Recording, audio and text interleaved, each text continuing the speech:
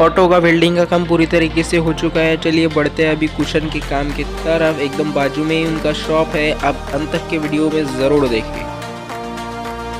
हाय, मेरा नाम पुरुषोत्तम गायकवाड़ है। मेरी शॉप का नाम नेशनल कुशन वर्क है। हमारे यहाँ कुशन का काम किया जाता है।